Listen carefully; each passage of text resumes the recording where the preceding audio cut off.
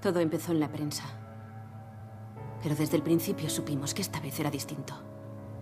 Porque ocurría en pueblos y ciudades pequeñas. Y ya no lo veías solo por la tele, sino en las calles de la ciudad. Lo veías por la ventana.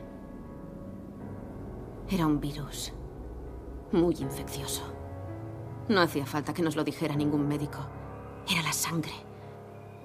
Se transmitía a través de la sangre.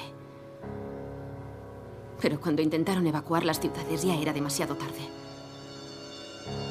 La infección se había extendido. Los controles del ejército ya no sirvieron. Y entonces comenzó el éxodo. Septiembre Zombie. Capítulo 8. Menos de una hora de viaje y a Carl, Michael y Emma ya les atormentaba el miedo y la incertidumbre. Dejar el refugio había parecido la única opción antes, pero después de abandonar el edificio y a los otros supervivientes, la inseguridad y la desconfianza habían empezado a recomerlos por dentro y a dominarlos. Una duda, cercana a la paranoia, torturaba a Michael mientras trataba de mantener la concentración y seguir adelante con la furgoneta. Decidió que el problema era que realmente no sabían a dónde dirigirse. Encontrar algún lugar seguro para refugiarse había parecido sencillo en principio, pero una vez en el exterior y viendo con sus propios ojos el alcance de la muerte y la devastación, estaba empezando a parecerles una tarea imposible. Tenían el mundo entero a su disposición para coger lo que quisieran, pero en ese momento no parecían encontrar nada que les interesase. Se detuvieron ante muchos edificios, pero siempre consiguieron convencerse para seguir adelante. Podría haber algo mejor tras la siguiente esquina. Emma estaba sentada con la espalda tensa y recta al lado de Michael, mirando fijamente por las ventanillas, volviendo la cabeza de lado a lado, demasiado asustada para apoyar la espalda en el respaldo y relajarse. Antes de verlo por sí misma, le había parecido lógico suponer que solo la indefensa población habría sido afectada por la inexplicable tragedia. La realidad era que el terreno también había sido atacado con ferocidad y asolado más allá de todo reconocimiento. Innumerables edificios, a veces calles enteras, habían sido arrasados por fuegos descontrolados, que aún seguían humeando. Prácticamente todos los coches que habían estado funcionando cuando se produjo el desastre, habían quedado fuera de control y se habían estrellado. Se consideró afortunada de haber estado dentro de su casa y relativamente segura cuando empezó la pesadilla. Se preguntó cuántas de las personas que habían muerto al chocar su coche o en cualquier otro accidente inesperado habrían podido sobrevivir si el destino no les hubiera jugado esa mala pasada. Cuántas de las personas que compartían su inmunidad a la enfermedad, el virus o lo que fuera que hubiera provocado todo esto, habían sido eliminadas a consecuencia de la mala suerte. Algo le llamó la atención en un campo junto a la carretera. Los restos de una avioneta se hallaban sobre el terreno ondulado y desnivelado al final de un surco largo y profundo. Esparcidos alrededor se veían trozos de metal retorcido mezclados con los restos ensangrentados de los pasajeros. Se preguntó qué les habría ocurrido a las personas que hubieran sobrevivido al estrellarse sus vuelos. No tenía sentido pensar en todo eso, pero en cierto modo le resultaba casi terapéutico. Parecía que la ayudaba a mantener la mente ocupada. Los tres supervivientes descubrieron con desconcertante rapidez que se iban volviendo insensibles a la carnicería, la muerte y la destrucción que les rodeaba. Pero aunque la visión de miles de cuerpos destrozados y ensangrentados, y las consecuencias de centenares de accidentes horribles fueran algo habitual, de vez en cuando, alguno de ellos era testigo de cosas tan terribles y grotescas que le resultaba prácticamente imposible comprender lo que estaba viendo. Por mucho que quisiera apartar la vista, Carl se encontró contemplando un autocar de color rojo y blanco cuando pasaron ante él. El enorme y pesado vehículo había colisionado contra una casa de ladrillos rojos. Los cuerpos de unos 30 niños permanecían atrapados en los asientos. Aunque estaban firmemente sujetos por los cinturones de seguridad, vio al menos a 7 de los pobres niños intentando levantarse. Los brazos marchitos se sacudían alrededor de los rostros vacíos y pálidos. Al ver esos niños, Carl pensó en Gemma, la niñita perfecta que había dejado atrás. Saber que nunca más volvería a verla o a abrazarla le causó un dolor casi insoportable. Ya había sido muy duro aceptar su pérdida mientras se hallaba en el centro comunitario, pero aunque pareciera extraño, cada kilómetro que se alejaban hacía que le resultara más difícil soportar esa agonía. Sarah y Gemma llevaban muertas una semana, pero él aún se sentía responsable por ellas. Ellas seguían siendo su familia. Desde que empezó el viaje, la conversación había sido escasa y forzada y el silencio estaba empezando a ensordecer a Emma. Sabía que Michael tenía que concentrarse mucho en la conducción, porque las carreteras estaban plagadas de escombros, y Carl parecía preocupado, pero ella necesitaba hablar. El tenso silencio en la furgoneta le estaba dejando demasiado tiempo para pensar. ¿Alguno de vosotros ha pensado realmente a dónde vamos a ir? No hubo respuesta. Cada uno por su parte había estado pensando intermitentemente en esa cuestión, pero las distracciones constantes de un terreno lleno de cicatrices había impedido que ninguno llegara a una conclusión. Pronto tendremos que tomar una decisión. Necesitamos algún tipo de plan, ¿no os parece? Michael se encogió de hombros. Pensé que ya teníamos uno. Seguir conduciendo hasta que encontremos un lugar seguro, y entonces pararnos. ¿Pero qué significa seguro? ¿Hay algún lugar seguro? No lo sé. ¿Qué pasará con las enfermedades? Se están empezando a pudrir. Lo sé. Entonces, ¿qué vamos a hacer? Michael volvió a encogerse de hombros. No hay mucho que podamos hacer. ¿No te parece? No podemos ver los gérmenes, así que tendremos que correr el riesgo. Lo que estás diciendo es que nos podríamos parar en cualquier parte. Michael reflexionó durante un segundo. Sí. ¿Y por qué no lo hemos hecho? ¿Por qué sigues conduciendo y? ¿Por qué? Le cortó él. Porque estamos demasiado asustados. Le interrumpió ella, contestando su propia pregunta. Porque ningún lugar es seguro, ¿no es así?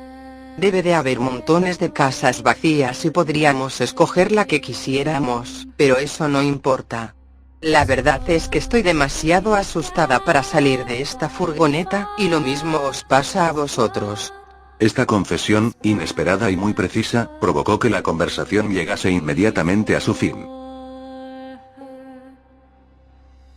Casi las 4:30. La larga, lenta y laboriosa tarde se estaba acercando a su fin. Carl sabía que solo tenían unas pocas horas antes de que desapareciera la luz. Cuando le había pasado a Carl la responsabilidad de conducir, Michael, que en ese momento se encontraba acurrucado en el asiento vacío en la parte posterior de la furgoneta, durmiendo de manera irregular, había estimado que llegarían a la costa occidental en poco más o menos una hora. Pero ya habían pasado 2 horas y media desde que intercambiaron los puestos, y ante ellos seguía sin haber nada más que una carretera sin fin y un viaje sin destino. La tarde era fría y clara. Un sol brillante suavizaba las bajas temperaturas, pero poco a poco iba bajando en un cielo en su mayor parte azul, pero que se iba punteando de nubes bulbosas de color gris y blanco. La calzada relucía con la humedad de una cortina de lluvia que habían atravesado unos minutos antes. Emma seguía muy despierta, intensamente concentrada en el mundo muerto, con la esperanza de encontrar algún lugar seguro en el que refugiarse. ¿Estás bien? Preguntó Carl de repente, sobresaltándola. ¿Qué? He preguntado si estás bien. Perfectamente. ¿Está dormido? Inquirió Carl, e hizo un gesto por encima del hombro hacia Michael. Emma miró hacia atrás y se encogió de hombros. No lo sé. Al oír su nombre, Michael se estiró. ¿Qué ocurre? Gruñó, adormilado y confundido. Nadie contestó. Había una señal pintada a mano a un lado de la carretera. Estaba estropeada y desgastada por el tiempo, y solo era visible en parte, pero al pasar a su lado, Carl consiguió distinguir las palabras café, desvío y 2 millas. No había tenido demasiado apetito a lo largo del día, durante toda la semana a decir verdad, pero pensar en comida le dio hambre. Llevaban algunos alimentos en la furgoneta, pero con las prisas de abandonar la ciudad habían quedado enterrados bajo varias bolsas y cajas. ¿Alguno de vosotros quiere algo de comer? Emma solo gruñó, pero Michael se sentó inmediatamente. Yo sí. Contestó, restregándose los ojos. He visto la señal de un café que está más adelante. Podríamos parar a tomar un bocado. Había prados vacíos a ambos lados de la interminable carretera. No se veían coches, ni edificios, ni cuerpos andando por ninguna parte. Considerándolo todo, Carl pensó que valía la pena correr el riesgo. Le iría bien descansar de conducir, y todos necesitaban parar durante un rato para decidir qué era lo que realmente intentaban conseguir. Con repentino interés, Michael se estiró y miró alrededor. Él también se dio cuenta de la falta de cualquier señal de vida humana. Pudo ver un rebaño de ovejas pastando más adelante. Ese momento no se había parado a pensar en lo que significaba ver animales. En la ciudad habían visto algún perro de vez en cuando y siempre había habido pájaros volando en el cielo, pero nunca había caído en la importancia de su supervivencia, porque siempre había tenido 1.000.000 de pensamientos confusos corriéndole por la cabeza. Ver a las ovejas en su ignorante soledad le obligó a pensar en ello. Al parecer, solo los humanos se habían visto afectados. Fuera lo que fuese lo que había ocurrido, no había afectado a las demás especies. La llegada al café interrumpió el curso de sus pensamientos. El edificio alto y blanco apareció de la nada. Una casa remodelada, grande y solitaria, que parecía totalmente fuera de lugar en el entorno exuberantemente verde, oculta desde la carretera por una fila de densos pinos.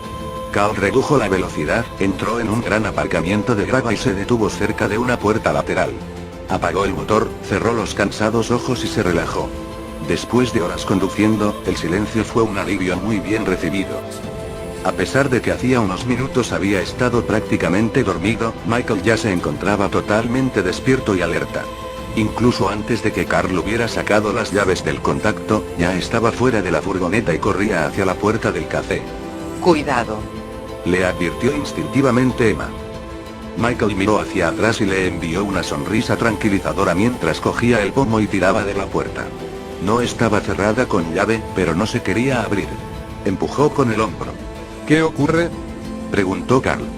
Algo la ha bloqueado. Contestó mientras seguía empujando y tirando. Hay algo delante. Ten cuidado. Repitió Emma. Por el temblor de su voz estaba claro que no se sentía tan cómoda con la situación como parecían estarlo los hombres. Michael empujó de nuevo la puerta, y esta vez consiguió abrirla hacia adentro otro par de centímetros. Dio unos pasos hacia atrás y corrió contra la puerta, cargando con el hombro. Por fin se abrió lo suficiente para que él pudiera colarse adentro.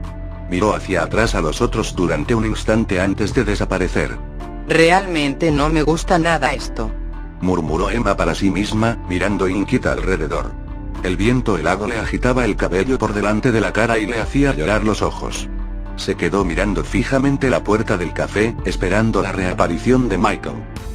Dentro del edificio, Michael descubrió que lo que bloqueaba la puerta era el cuerpo rígido e inmóvil de una chica adolescente, que había caído de espaldas al morir. Las brutales acometidas de Michael la habían puesto de costado, lo que dejó a Michael unos centímetros por los que poder entrar. Con cuidado, la agarró por el brazo izquierdo y la arrastró fuera de la trayectoria de la puerta. Todo en orden. Le gritó a Carl y Emma. Solo era un cuerpo. Estaba. Se cayó de repente. Oía ruido de movimiento dentro del edificio a su espalda. ¿Qué ocurre? Preguntó Emma, nerviosa cuando Michael salió al exterior entre corriendo y tropezando. Dentro. Jadeó él. Hay algo dentro. Los tres supervivientes se quedaron en silencio cuando un cuerpo alto apareció en las sombras de la puerta. El cuerpo sin vida en el suelo que Michael había movido, ya no bloqueaba su avance. Se volvió de forma rara y salió tambaleándose al aparcamiento. Está... Empezó Carl. ¿Muerto? Lo interrumpió Michael, terminando la frase. Podría ser un superviviente. Murmuró Emma esperanzada, aunque en realidad no confiaba en que ese fuera el caso. Por sus movimientos rígidos y descoordinados, Michael supo inmediatamente que el cuerpo que avanzaba con lentitud hacia la luz solo era otro cadáver. Al acercarse, Michael vio que había sido una mujer, quizás a finales de la cincuentena o principios de la sesentena, que llevaba puesto un uniforme de camarera, chillón y holgado, de color verde y amarillo. Una gruesa capa de maquillaje se le había corrido por todo su ajado rostro, pero aún visible a pesar del descoloramiento de la piel. ¿Me puede oír? Le preguntó Emma. Sabía que no tenía sentido, pero creía que debía intentar conseguir una respuesta del cadáver andante. ¿Hay algo que podamos hacer para...? Dejó que las palabras se perdieran al acercarse el cuerpo. Reinaba el silencio, excepto por el viento penetrante y el sonido implacable y rasposo de los descoordinados pies de la criatura sobre la grava por la que, paso tras trabajoso paso, se acercaba a los supervivientes. Tropezó con una piedra del bordillo y se inclinó hacia Carl, que instintivamente saltó hacia atrás, apartándose de su camino. El cuerpo caminó con lentitud entre los tres, totalmente ajeno a su presencia. La carretera a su espalda se curvaba con suavidad hacia la derecha, pero el cadáver siguió avanzando en una línea relativamente recta hasta que hubo cruzado el asfalto y se quedó enredado al otro lado en una zona de espesa maleza. Michael contempló durante un rato a la patética criatura. No podía dejar de pensar en lo que le pasaría. En su imaginación, la vio atravesando la noche oscura, bajo el viento y la lluvia, y sintió una tristeza repentina y sorprendente. Alguna vez había sido una mujer mayor, quizá madre, esposa y abuela, que había ido a trabajar el anterior martes como cualquier otro día. A partir de aquel momento destinada a vagar durante toda la eternidad sin dirección ni refugio. En la ciudad Michael había desarrollado una resistencia contra esos pensamientos y sentimientos, quizá porque allí había tantos cuerpos que, combinados, formaban una única masa indiferenciada. Lejos de la ciudad todo parecía diferente. Cal había desaparecido. Emma lo vio moverse por el interior del café y le hizo un gesto a Michael para que la siguiera adentro.